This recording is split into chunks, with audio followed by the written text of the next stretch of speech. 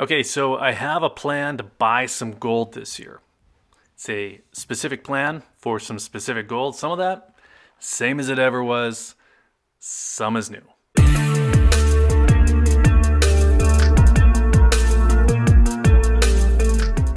Last year I bought some different stuff. Definitely more variety than I typically do, and that's always fun when you first get your hands on it. But then after a while, some of that starts to wear off. Now, for me, some of what I bought last year actually even became a little bit of a pain. It's hard to say that about gold, but it was either because it was a strange itemization in a vault account, or it's something that just doesn't fit in a tube with whatever else I have. First world problems, I totally get it. The reason that I think it's worth mentioning any of this at all is that if you're like me, there's always a point where you wonder if you should have just bought something else. And if it bothers you enough to actually go out and swap it out, well, then you're going to lose money or time or both. So I figured that I would run down the gold that I'm currently focused on because it's a little bit different than what I have overall. It's a little bit different than what I was buying last year. And I don't, just for the record, feel like anything that I have right now is a problem. I just wouldn't buy it all again if I was starting over. Now, some of what I'm focused on going forward makes perfect sense. It's logical. I've been talking more to local dealers, finding out what their favorites are, and most of what I'm focused on going forward lines up with that. And if you really want to make sure that you could very quickly sell your gold, that's what you need to pay attention to. That's probably the most important thing that you could consider. And because I want to keep this fun, there are some personal favorites that I guess I just like. And that's more like what I was buying last year. Some of it is the same, some has changed, and then there's some new stuff that I'm interested in. As you can see from the desk here, I'm still interested, of course, in Eagles and Buffaloes. If you live in the States, they're just the easiest to sell. They are an easy choice. My personal focus is always going to be on the 1 ounce and then on the quarter ounce. And I probably will grab a few more of those quarters in addition to what I'm already planning with the 1 ounce.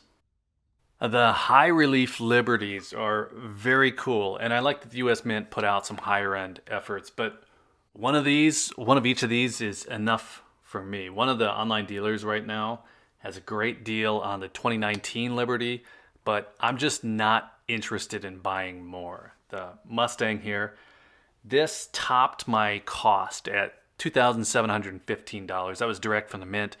That's still the most I've ever spent on a coin. It is one of my favorites, but this is the kind of purchase that I could probably only make because of this channel.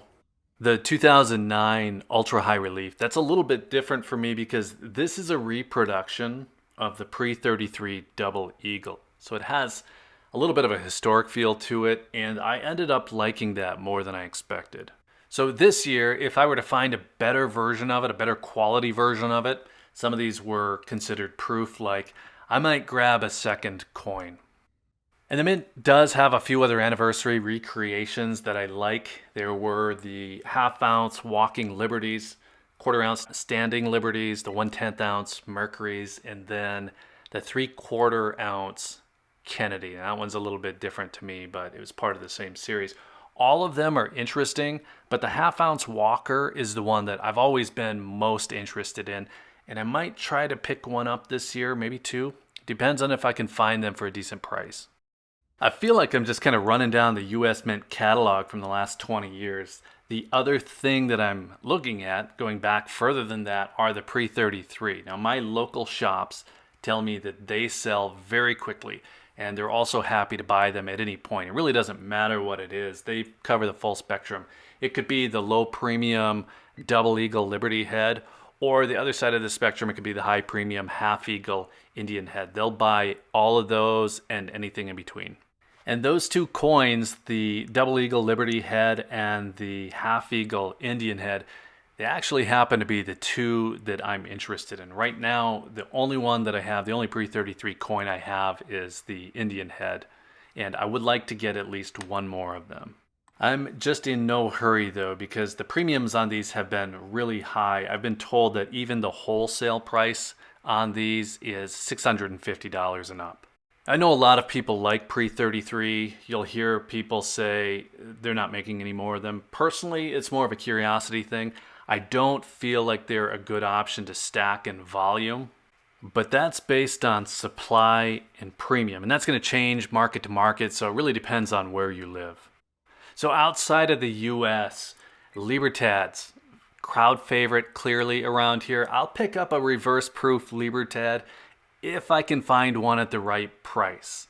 Now, I just don't think that's going to happen, so I couldn't call that a focus for the year. I don't like them enough to pay 60% premium, and I'm just not going to flip them on eBay, so I'm probably not the target audience for them. I'm not in the market, but we'll see. North of here, we have the Canadian Maple Leaf. It's a personal favorite of mine, but I don't have any real need to pick up more. They're at the top of my list if I'm just going off of what I like aesthetically, but I'm not actively looking for them. Britannias, Krugerrands, Philharmonics, Kangaroos, probably a little bit of the same. All of those coins are great options depending on where you live, or if you just want to find the lowest premium, popular options around here. Personally, I don't plan to be picking up any of them. I might possibly pick up a Kangaroo, but really for me that would just be so that I have one of each, so that I had visual comparisons for these videos. Sounds basic, is what it is. Now I can find any of those four for about 1% to 2% less than the Eagles or the Buffaloes.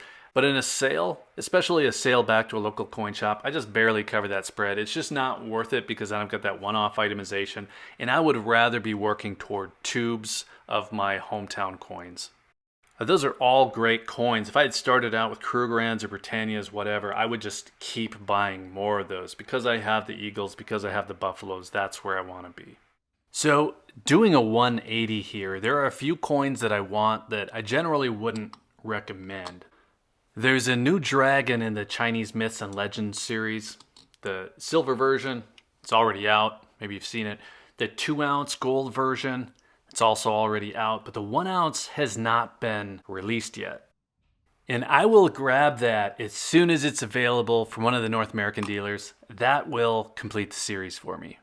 It's definitely at the top of my list. And one of the things that I like with the Perth Mint is that they release these coins with no real additional premium. So if you pick them up at the time of release, they don't cost much more than a Kangaroo.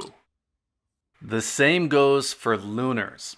If you're quick, you can pick them up with no additional premium, but they're hard to get after the initial release. You kind of have to act quickly. I'd like to find a 1 ounce Year of the Ox coin. And this is an incredibly personal thing. I ignored it when it came out because the dealers here just don't like them. But I have found that they mean a little bit more to me because I grab my own sign, my own lunar sign, my wife's, and my kids. I'll probably always grab the Year of the Dragon as well. Again, I'm just pretty basic. But these coins, the whole lunar series, they just don't make sense from a stacking perspective. You really have to like them or they have to mean something to you because you limit your potential buyers. These aren't tough decisions for me though. The Perth Mint coins are kind of my guilty pleasure, but they're a cheap guilty pleasure. So I just don't feel bad picking them up. They do have some more expensive ones though. I really want to find an ultra high relief tiger as well. Maybe you caught my story about receiving the rooster as a gift.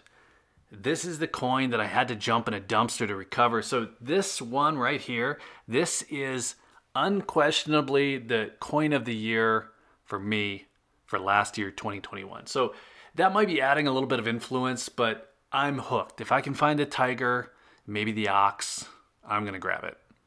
If it's not one of those coins that I just mentioned, I don't have any plans on buying it. It could be that it just hasn't been released yet.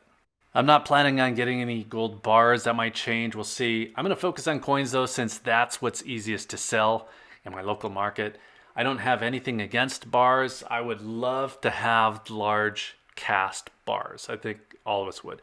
I'd even take some of the smaller bars and assays, but I'm only buying coins at the moment. So if it's not one of the coins that I just mentioned, I'm not planning to buy it this year. It's possible that the coin just hasn't been released.